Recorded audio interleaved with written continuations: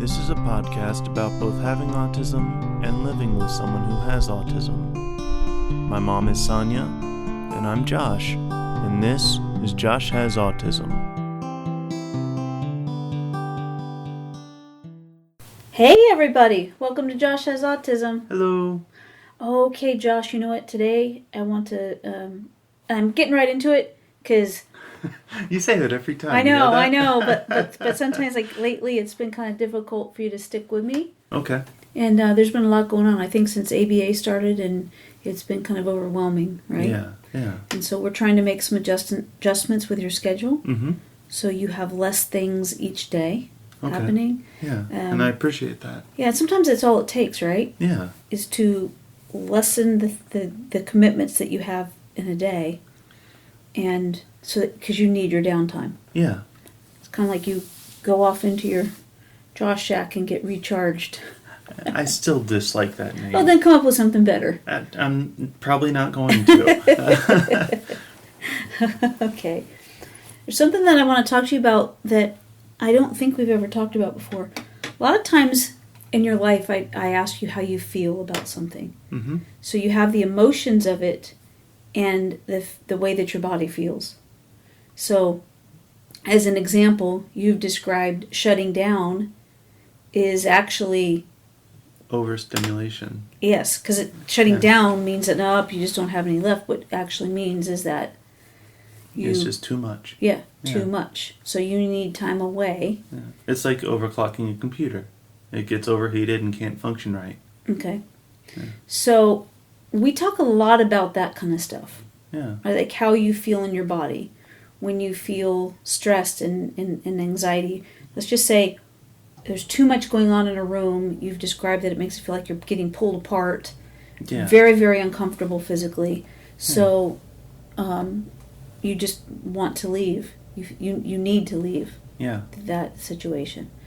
And so we've talked a lot about that. I've asked you a lot through your lifetime about your emotions.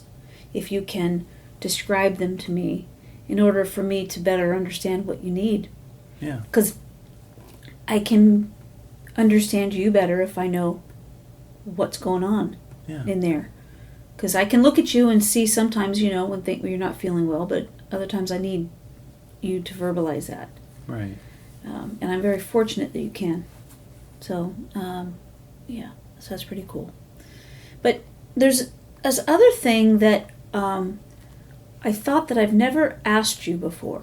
And I'm not asking you about your emotions or how it feels in your body, unless that's the answer. And if that's the answer, that's fine. But I've always asked you about your feelings. Yeah. The feeling in your body and the emotions that you are experiencing. Yeah. But I want to talk to you about your experience of being autistic. Right? Okay. So I have this joke that I'm working on because it's pretty much happened in real life. And I'm working... Those make the best jokes. Yeah, so I'm working on it to, just to put it in the show. But at any rate, we were talking, I was talking to somebody, and you came up, and... Literally or... Yeah, literally. Okay. And they said, oh, he doesn't look like he has a disability. And I said, oh, I was just talking to somebody else about you and said the same thing. And it's like that was a true conversation because it really ticked me off that somebody else had this point of view that you had to be a certain way. Mm. I think society does that anyway with everybody, judging everybody all the time. But so I experienced those moments, getting blamed and all kinds of stuff, right? I've experienced all those. But I wonder how you've experienced having autism. Okay. So, a lot of times, the first time that someone realizes that I have autism is because I've told them. Mm-hmm. And I've gotten similar responses. Mm-hmm. Along the lines of, what was it? Really, you don't seem like you have autism, or You don't look like you have autism. yeah, you don't. Mm-hmm. That you don't. Jesus, stupid chair. But yeah, it's along those lines, and it's like I take it as a compliment for all of the work that I've put forward to understand, or if not understand, then at least come across as being quote unquote normal. Mm-hmm. But it's so I see it that way, Mm-hmm. in that I don't see it as someone being mean about it. I see it as a compliment to how far I've come. Mm-hmm. Your way is way more mature than mine.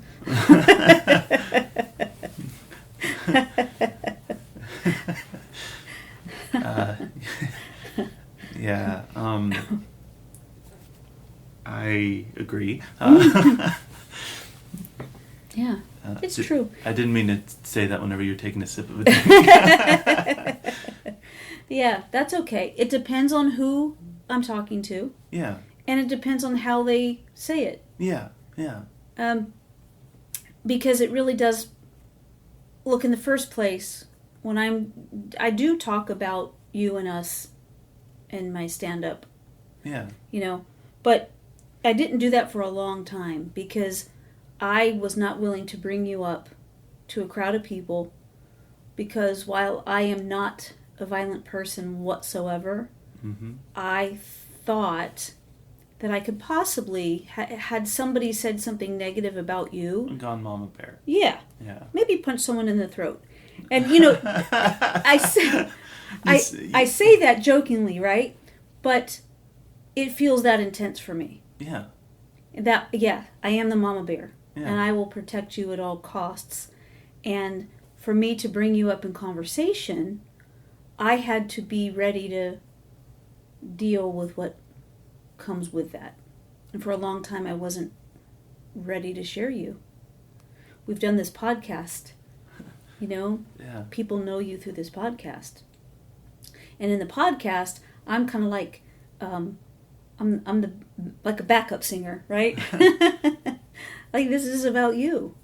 Yeah. How you experience your life every day.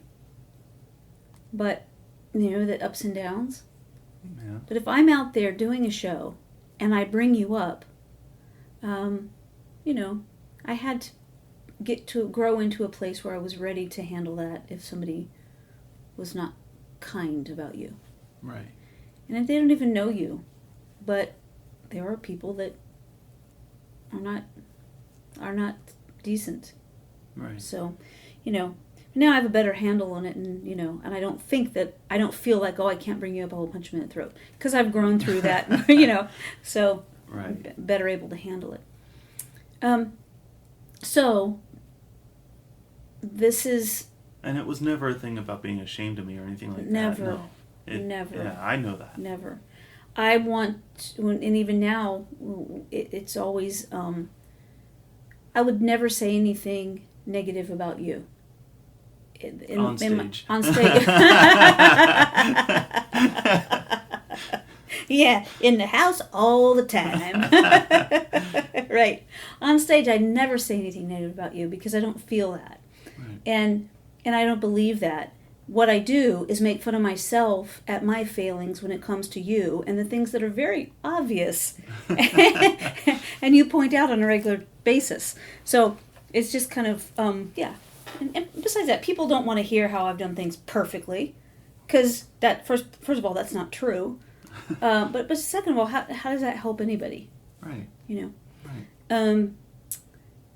Because I'm talking to people that have an experience with autism themselves, or family members, or they are the caregiver, and there's more people that don't have any experience with it. Right. Right. So you switched over from comedy to doing a comedy show to I'm just... still talking about that because Oh. on the shows, that's how it is. Okay. You know, and I make sure that I'm sharing you in the way that I experience you, which is you're wonderful, and I kind of sometimes like I need water wings just to stay my head above water, right? Mm-hmm. Yeah, it's felt like that at times. Mm-hmm. Yeah, but that's how I experience some things in sharing you with people. I'm very protective. I want to know. So you've had. But I'm sorry to interrupt. Mm-hmm. I just want to point out that using the water wings thing Mm-hmm. was what's the word?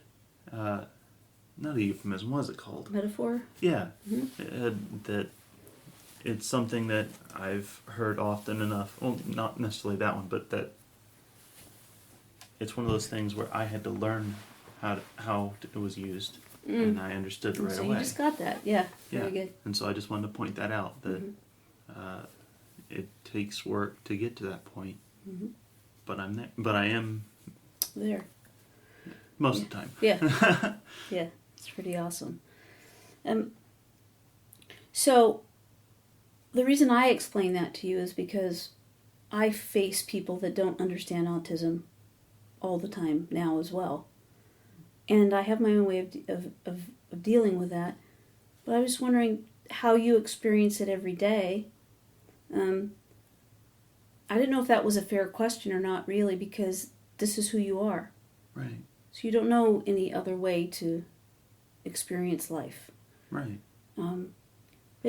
So some people say to you that you don't look like you have autism, and you take it as a compliment, which is a good thing. Yeah, that I don't seem like I have autism, or that I don't seem autistic, or and it's that I can think of at least. No one's been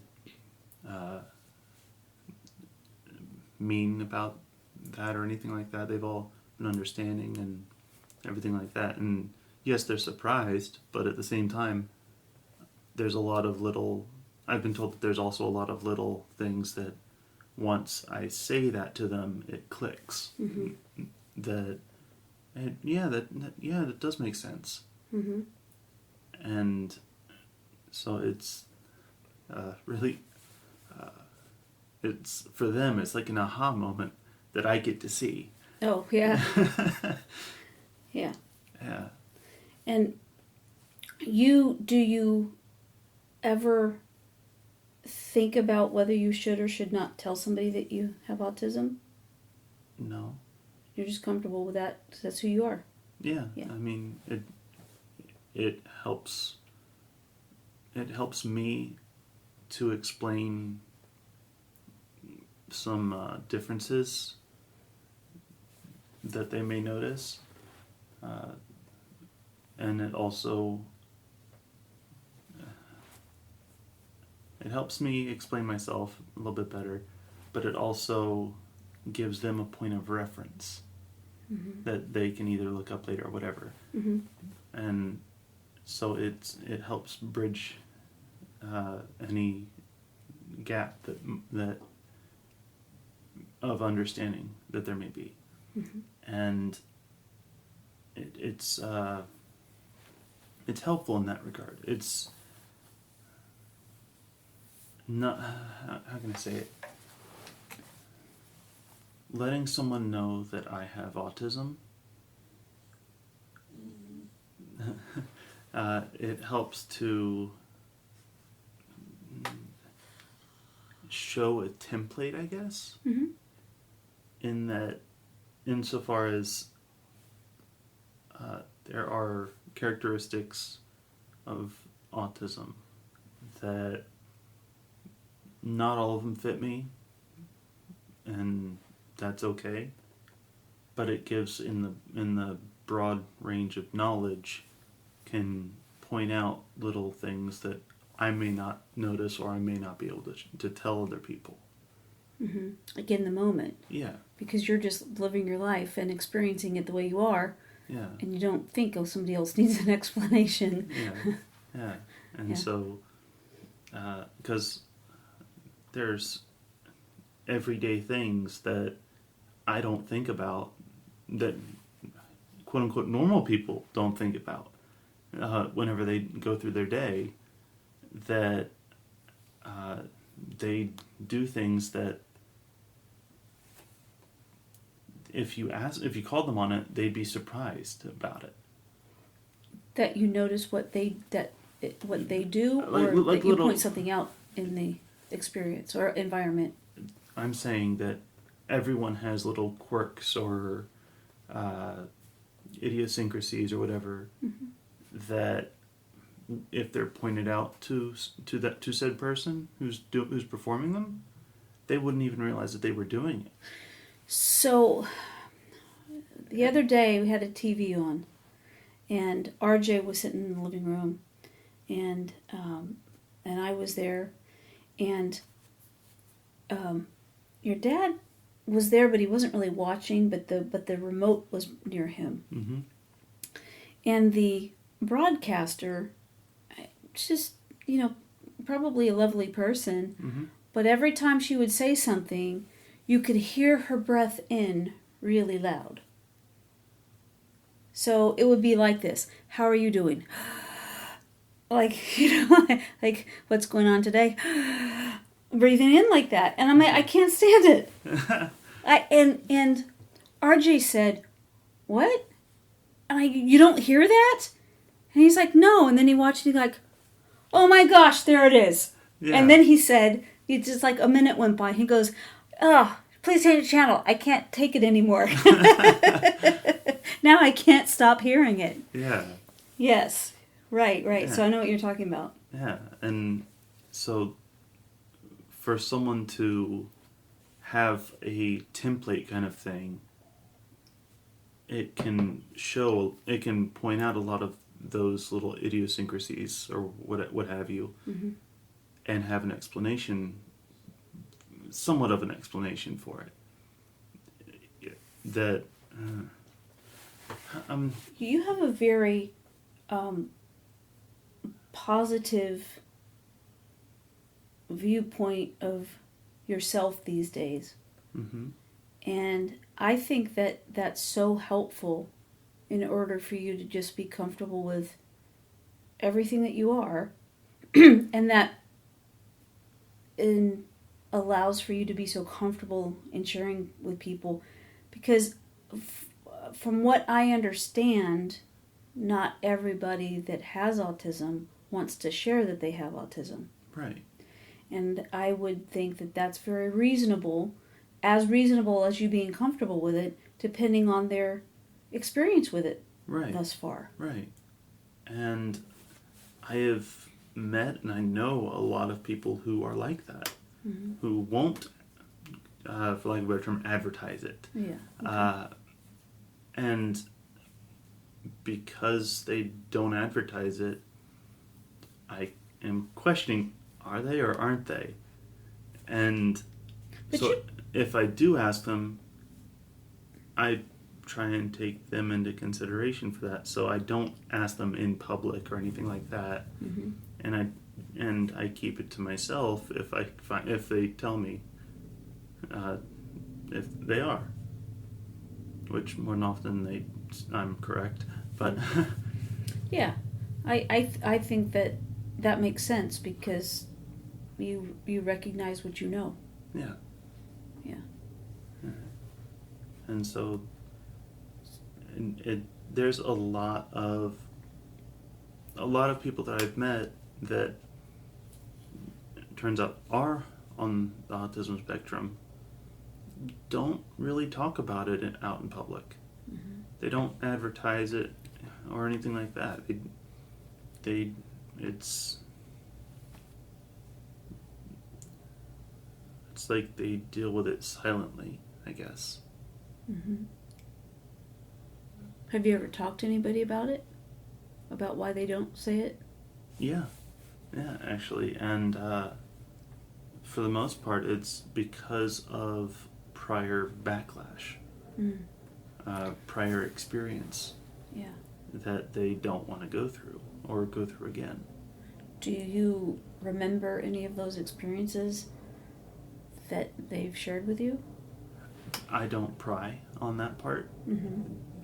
They've said that they've had that bad experience before. Yeah. I don't want to bring that up To them, right? Make them live through it again. Yeah. I understand that. Yeah. I understand that, which is another, which speaks as well to the years of care that you've been given, that you would recognize that that's a sensitivity Yeah. for someone. Yeah. Because that didn't come natural. Right. It's interesting. Somebody had asked me if I wish that you didn't have autism. And first, that's just so, just rude. But, yeah, but, I did think about that, and I thought, I can't answer that question because you're a very kind, generous and loving person. That's not because of autism. I feel like that's who you are. But I can't separate you from autism. I can't, Right. you know what I mean? I don't sit around and, make a checklist of, what's a result of autism, what Right. shows up because you have autism, what doesn't. Now, Right. The government likes that. We don't. Yeah. I was going to say, I've had to do that, Yeah. but it's Yeah. not something that I go by, Right. in daily life. Although now that I say that, I kind of do things according to what keeps you comfortable, right? Not everything in the house is about you, Right. but we are always keeping in mind what would make you comfortable. Yeah, you're always conscientious of that. Yeah. Yeah. Because you need things to be, sometimes immediately, you need to be out of a situation. Yes. And, so I'm mindful of all the things that are going on around here. Mm-hmm. So, do you find that, have you ever had a conversation with somebody and have they expressed to you how they experience autism, and is it different than you?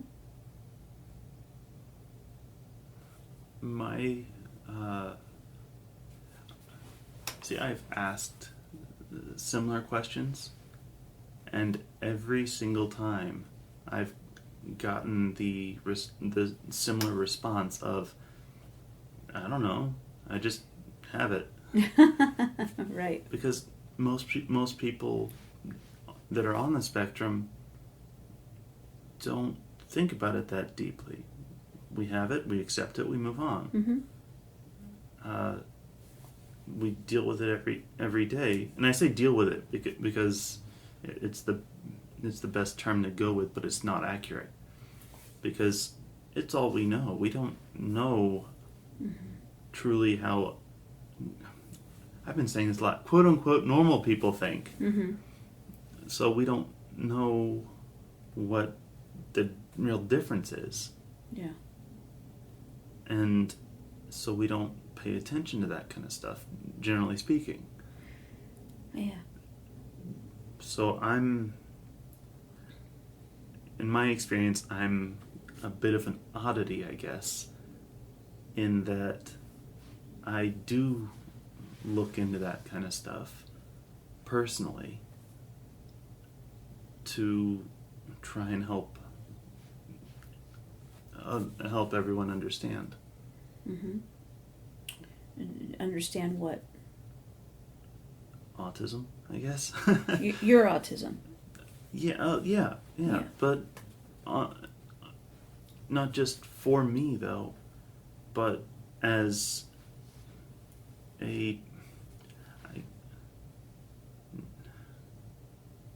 help bridge the gap, I guess, Mm-hmm. between people on the spectrum and not. Mm-hmm.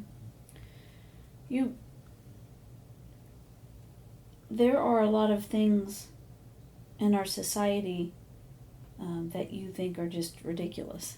Yeah.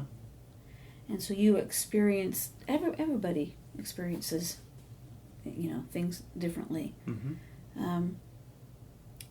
But for you, there have been times when the way that you think and the way that we need things to be in a particular order, Mm-hmm. when you've dealt with people that are very in society where those very different than how you think is what I'm trying to say. Mm-hmm. And those times you've come up against that, it can be really difficult for you. Yeah. And do you handle those situations now because just you're more mature, or now? Because you don't always stay in a situation. And I'll give an example. I can say 2 words and that'll be it. Okay. The kids. Yeah. Yes, but I'm talking more about adults. Okay. And the way that things, are done. Right. A lot of times I think that people have their own perspective and they're not curious enough to find out anybody else's perspective.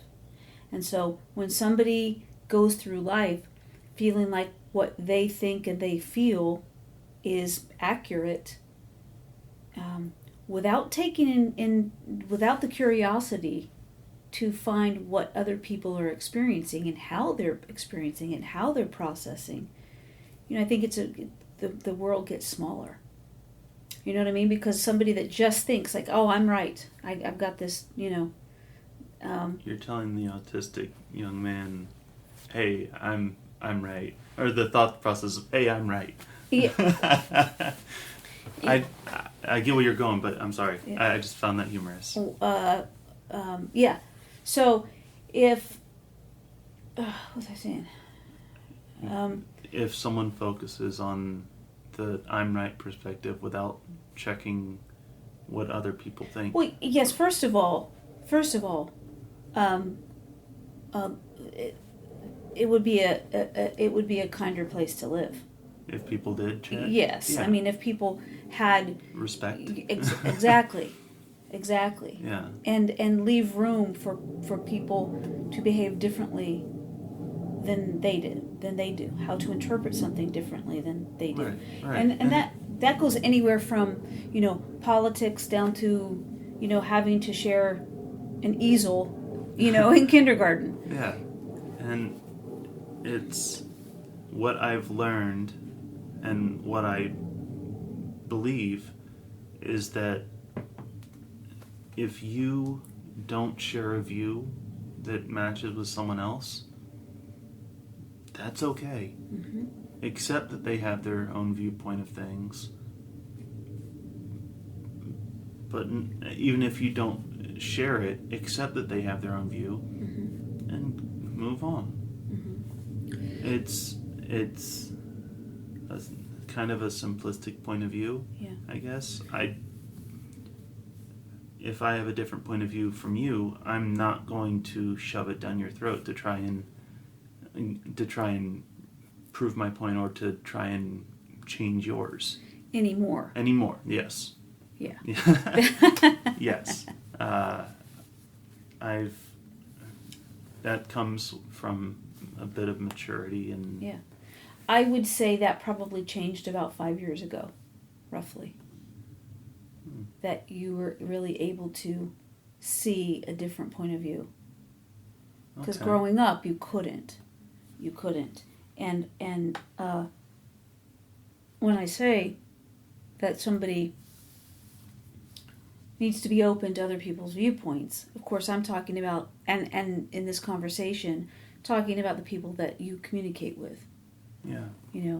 That I'm just wondering if they are ever, not understanding you because they have a totally different perception of how a person should be. Right. and how you've dealt with that. So, I,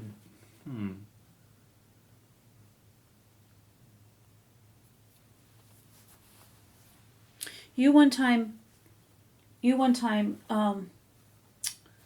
were behind a vehicle. It was an old Mustang, and the light.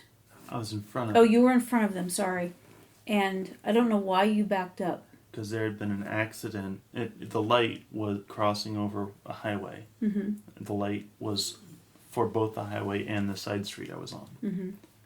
And there was a person trying to get off the highway onto the side road in the direction that I was coming from. Mm-hmm.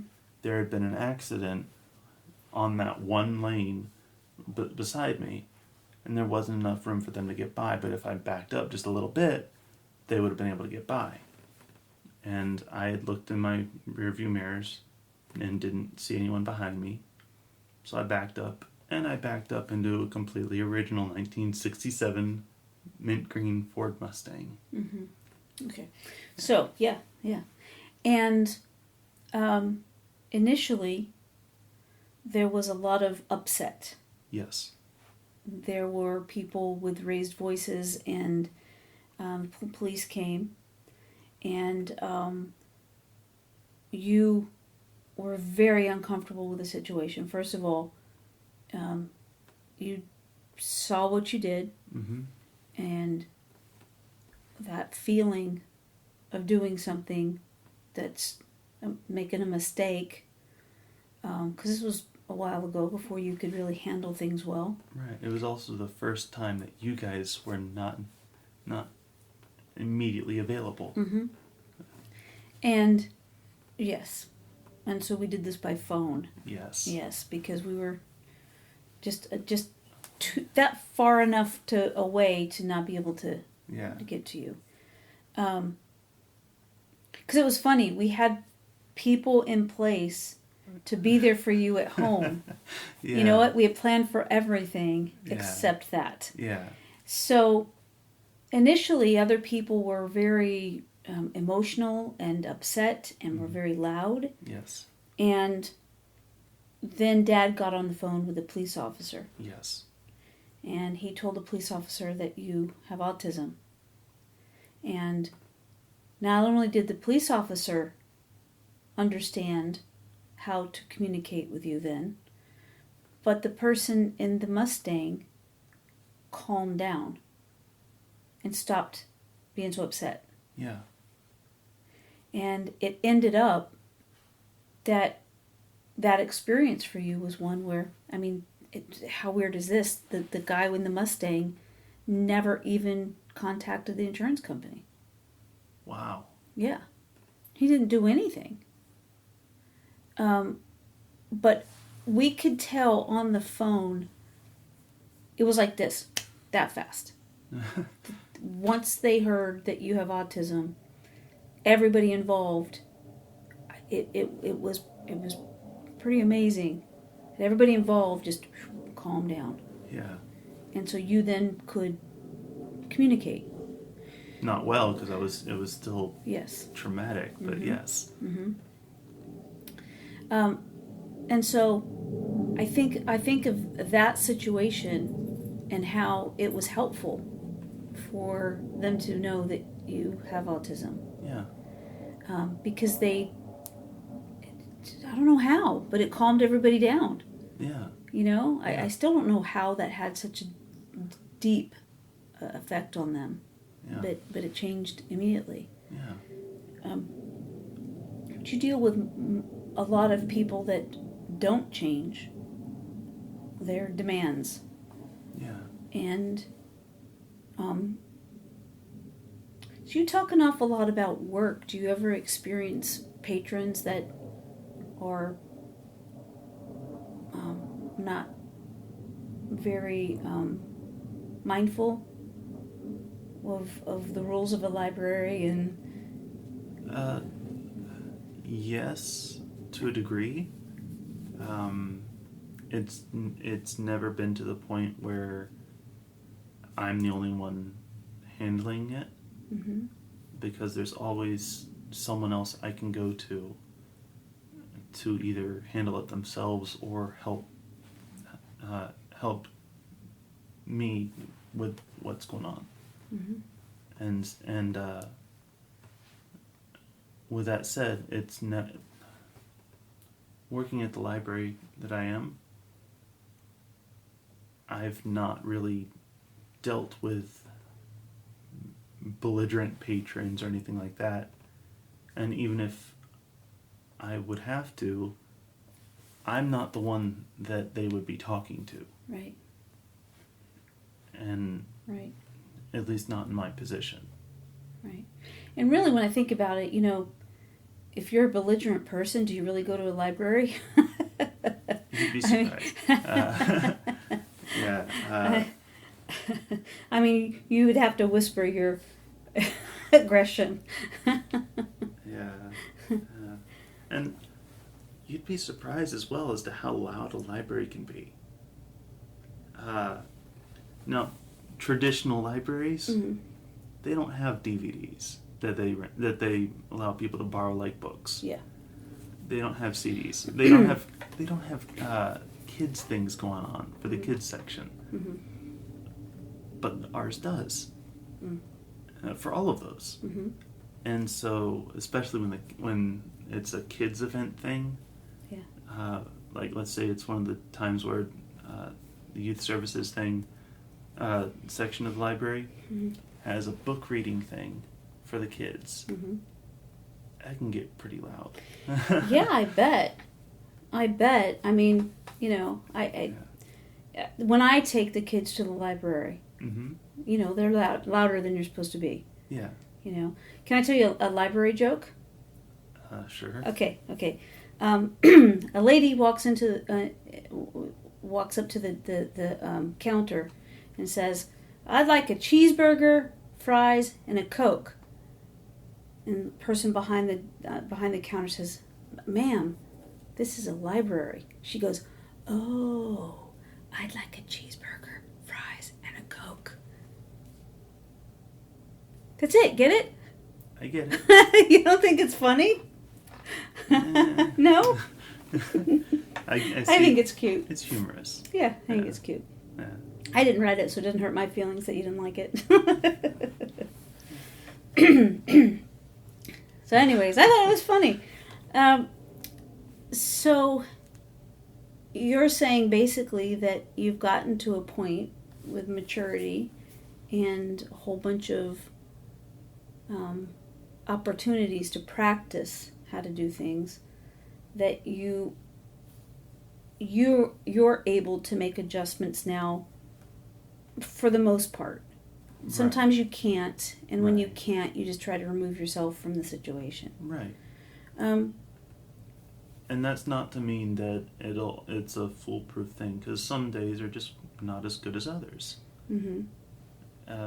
Where I'll have more difficulty than others. Mm-hmm. And so it will vary from day to day. But I will, for the most part, yes, have a fairly good handle on those things. Mm-hmm. Well, I also see something now at this point in your life that we were talking about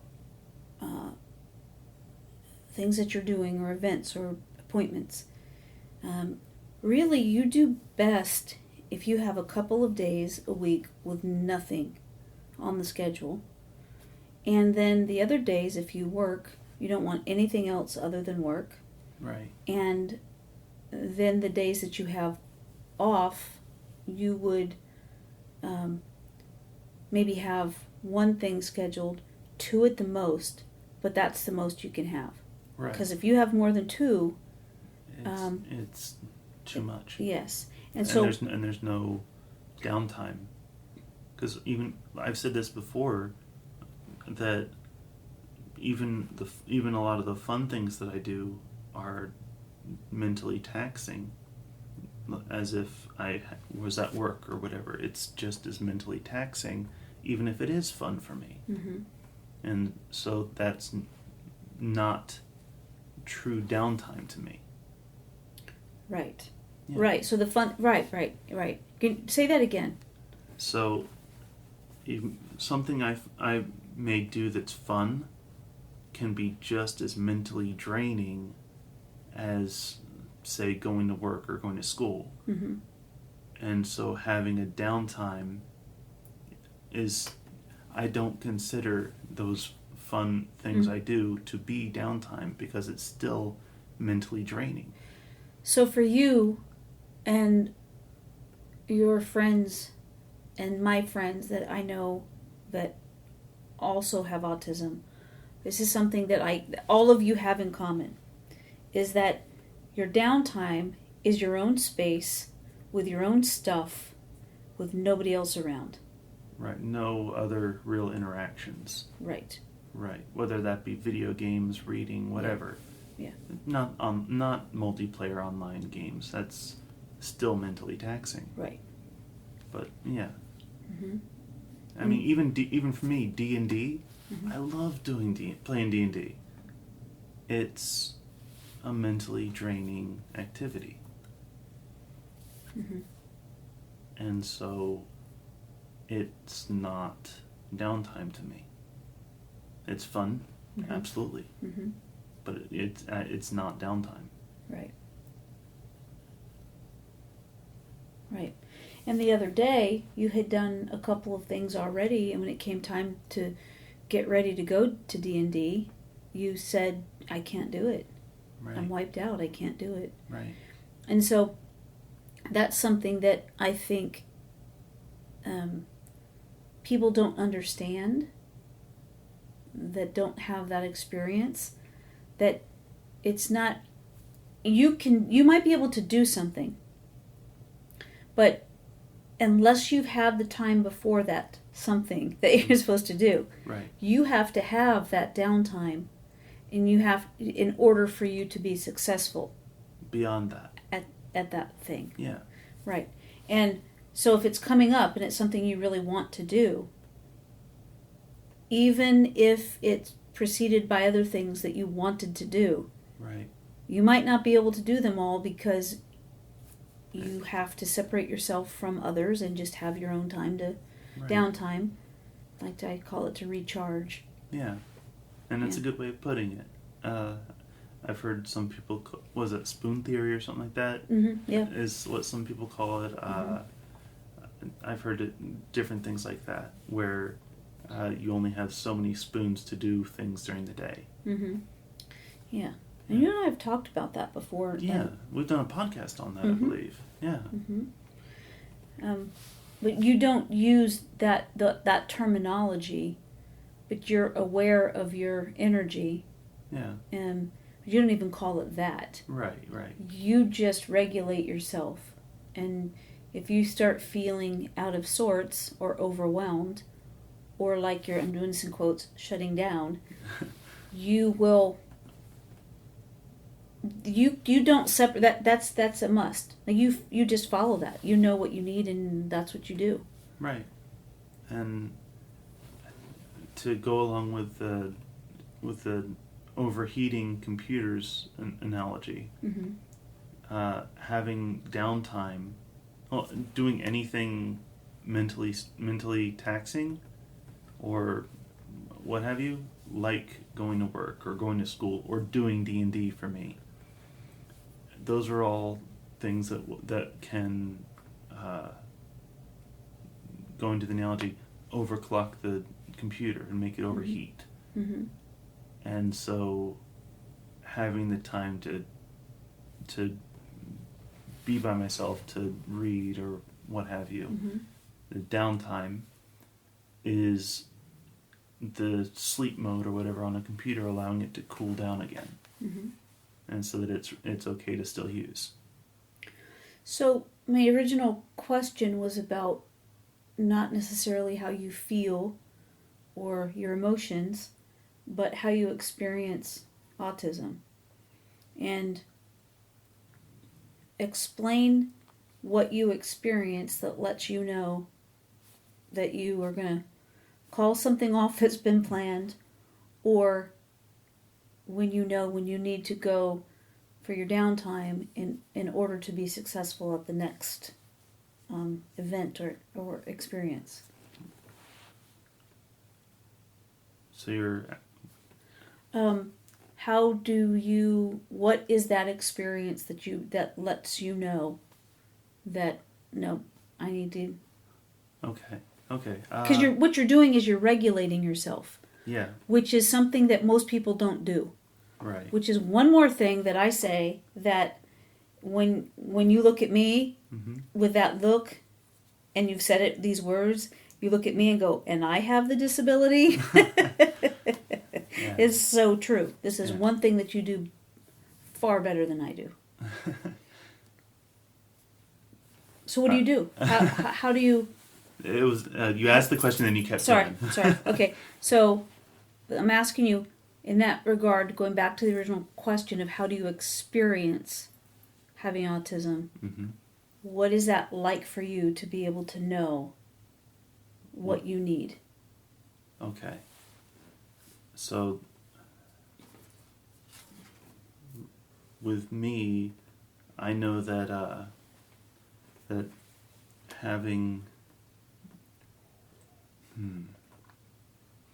So whenever I'm feeling like it's too much, I have, I guess, a couple of tells, I guess they might be called, where I get almost jittery, where I can't sit still, and even though I have to or whatever, I can't really focus on any one thing. And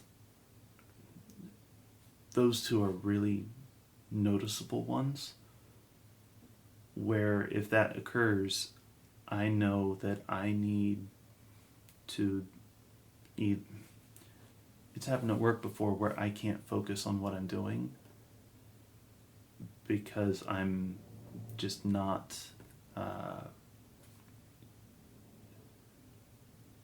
I'm not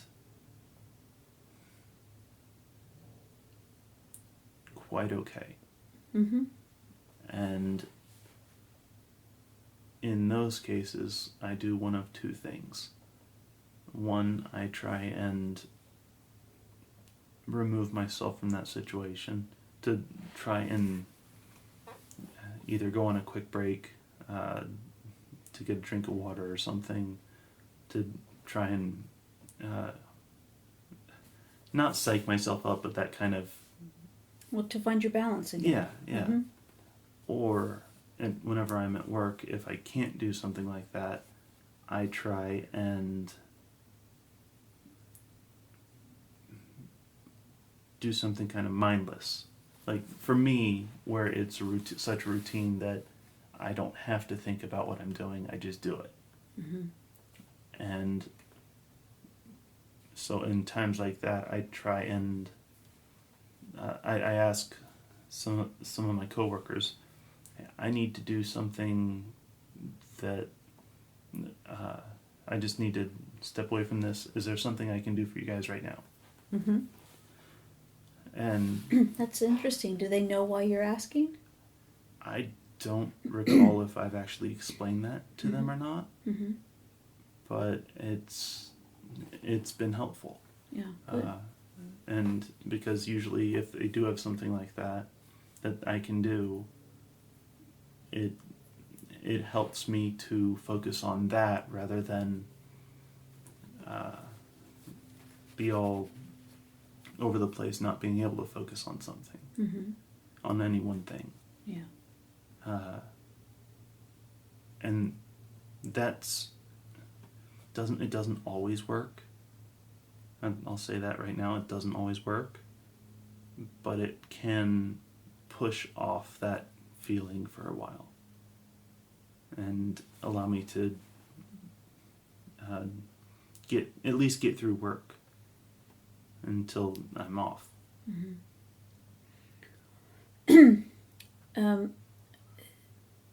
friend of ours that has autism works in a very demanding job, and they deal with what's called office politics. Oh, jeez. And a lot of times that is people vying for the attention or recognition. Sometimes somebody will take credit for something that they didn't do. It's gossipy. Places of work can be gossipy. And those are all things that you don't... I have no patience towards. Mm-mm. No. Have you ever been in a situation where the environment that you're in is like that? And what have you done? Yeah, it's called grade school. Grade school? I joke about that, but it's true. With all the different cliques and Mm-hmm. everything like that, and if you're not the popular kid or you're a smart kid or whatever, Mm-hmm. you can get picked on. Mm-hmm. It's very stressful. Yeah. To at the minimum, it's very stressful to have to deal with that, Mm-hmm. especially as someone on the spectrum. Mm-hmm. And so, for me, I had a lot of help from not just the teachers or the staff at the school, but also I had the wraparound services and everything else like that. Mm-hmm. I had a place I could go to where if everything was too much, I could go to one of the other Support rooms. Yeah. And it's interesting because I just always think that those people that are, manipulating in a workplace, manipulating, or just a boss that's overbearing and over the top demanding, the gossiping and everything. It's basically the same thing that happens in school. It's just now adults are doing it. Right. And there's money involved, so people will be more cutthroat. Yeah, because they're trying to get ahead. They're trying to get the promotion or whatever. So, and it is interesting that you say that too, because back then there were a lot of experiences that you had that were so very uncomfortable. Yeah. And you didn't quite know how to get out of them then. Right. And it's, at where you are now, where you work is just, we've talked about this before, that is just ideal for you, because they understand who you are as a person, and they accept me for me. Mm-hmm. Possible issues and all. Yeah. Well, have you ever had what you can think of as an adult, a situation where somebody didn't understand you? Yes, and it's still difficult to even think about those times. Because they didn't go well. Right. Right. Did you try to explain anything to them, or try to...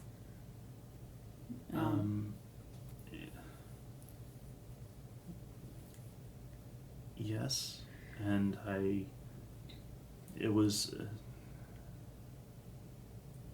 wasn't a good situation. Okay.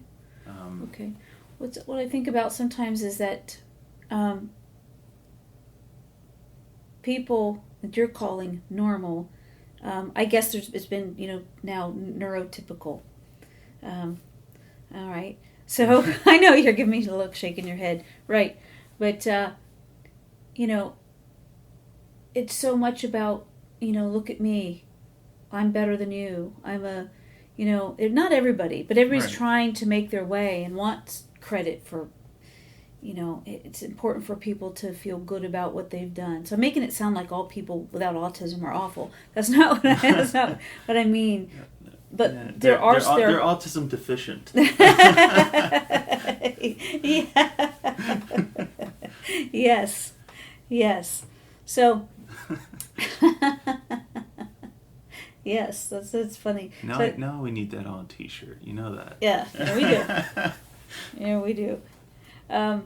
So it makes it seem so funny to me because like I pictured on a plane, like first class is now, autistic, and then the seats in the back are autism deficient. Yes. But there are a lot of people trying to make their way, trying to be okay, just trying to feel all right about who they are and right. What they're doing and their whole experience here. Yeah. And oftentimes when I listen to you, I feel like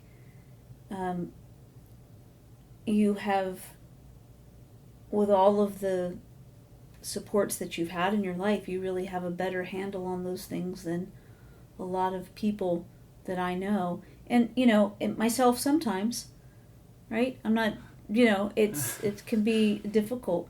Yeah. I can see that. Mm-hmm. I know people that can go out constantly communicating with people, and they're very extroverted. Yes. And I love people. I love having conversations with people. But there does get to a point where I'm like, I can't, I say I'm full. I can't take anything, in, because I don't have any room left. Right. So I don't have any patience. I don't have any, attention span left. So this needs to be done. Right. You know what? I love people. Mm-hmm. To stay away from me. No, you don't. At times you do. You really do gravitate towards people. You really do enjoy people. Yeah. And you always, at the same time, you need your downtime. Yeah. Because without your downtime, you genuinely are not going to enjoy people. Right. So, I'm not going to have any patience or anything. Yeah. Yeah. So that's a lesson that everybody can get from you. If nothing else comes out of this podcast other than this, you take care of yourself. You know that you need to take care of yourself in order to go out in society and function and interact and to be okay. Yeah. And you've got that figured out. And I don't know if you know this or not, but that's a thing that the majority of people have not figured out. It's that self-care. It's, giving yourself time that you need to recharge and rejuvenate and be able to get up and go out again. Some people are just go constantly, So are you calling me Buddha Light? Buddha Light. Yeah. I think that, Yeah, I think that... No disrespect meant for if anyone gets upset about that. But yeah, that's what it sounds like you're saying. Well, it's just about self-care. Okay. It's not like you have all the wisdom to impart on others, which you do that on every podcast. And you're not in the...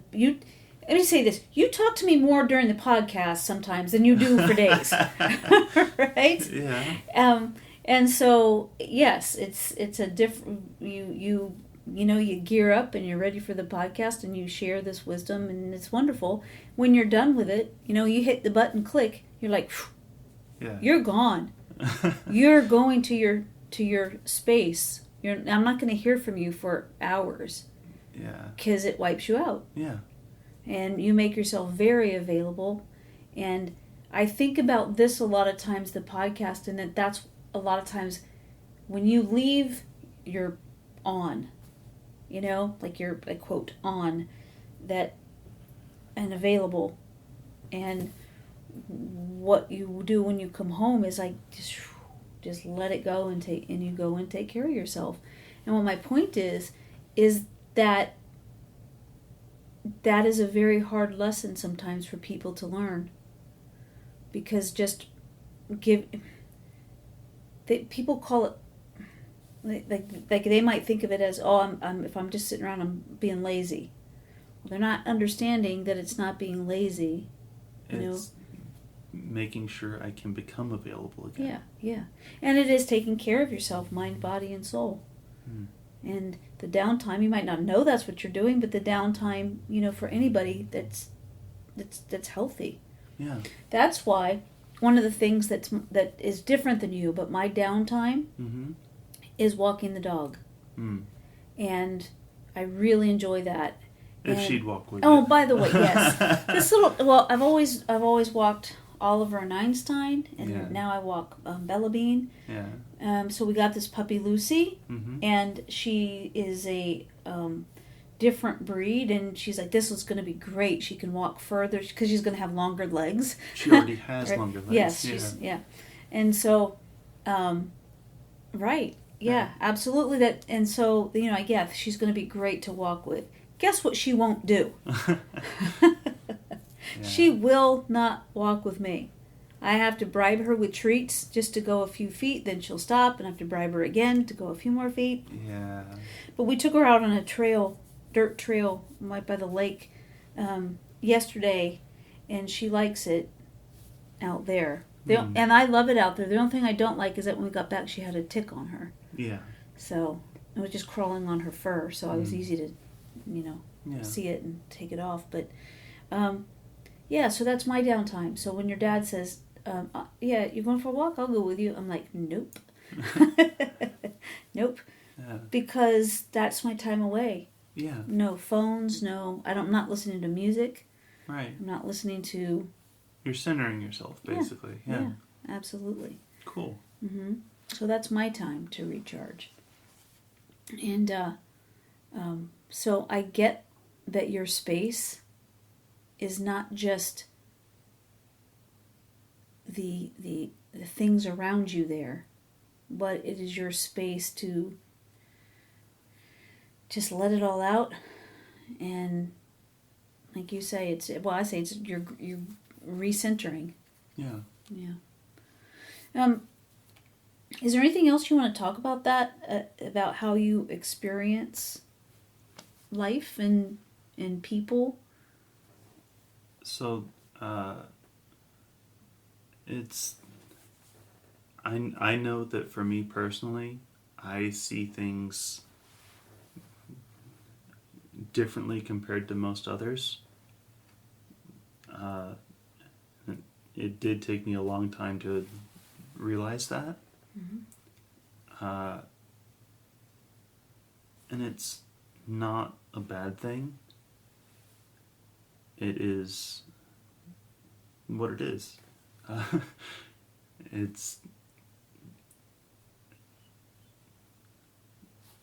I've learned that it's good to be able to think outside the box, and being able to express that and share what that view is has been very, very helpful, very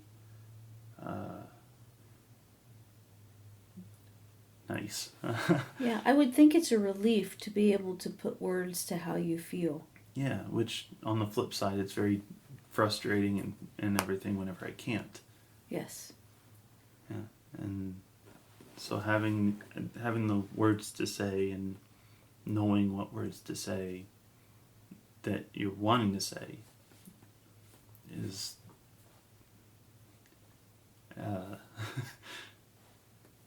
it's more than just helpful. It's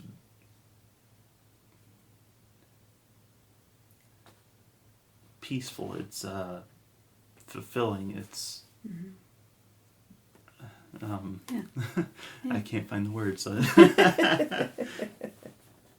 Yeah. Well, cool. I think I understand how you experience life better. Yeah. Yeah. Cool. Thanks for that. I know it wasn't easy. Yeah, it wasn't easy, so thank you. Yeah. Everybody, thank you so much for hanging out with us again. We appreciate and care about you so much. And please give us 5 stars. Go to sonyaking.com, SONYAKING.com. We're going to put some new pictures up there. I'm going to put up a picture of Lucy so you guys can see Lucy, how big she's getting. Yeah. She's already at least twice her size from when we got her. Yes, when we got Lucy, she was just like A foot long. she was like 9 weeks old, and she was about 10 pounds probably. And then now she just went to the vet last week, this week. Well, the last week, yeah. I forgot what day it was. And she was 18.7 pounds. And that was how many weeks old? She is now... We've had her 3 weeks? No, we've had her a month. A month. So she's about 13 weeks. Yeah. I think. Wait, you said we got her at how many weeks? I think she was 9. 9, okay. 11, 12, 13. I think she's like 14 weeks now. Okay. Something like that. But yeah, the vet says she's going to be about 50 to 55 pounds. Oh my gosh. That's why I'm really trying to teach her not to jump on us. Yeah, she's jumping on the tables and desks and everything. To look up, yeah, that's brand new. Yeah. That is brand new behavior that we're trying to... Curb. Yes, yeah. Yes, along with a lot of them. Yeah. Yes. But everybody, thank you so much. Go check it out. We'll put a picture up there for you to see her. And she is just beautiful. And I hope you're happy and healthy out there. And we will hang out next week. Love you. Bye.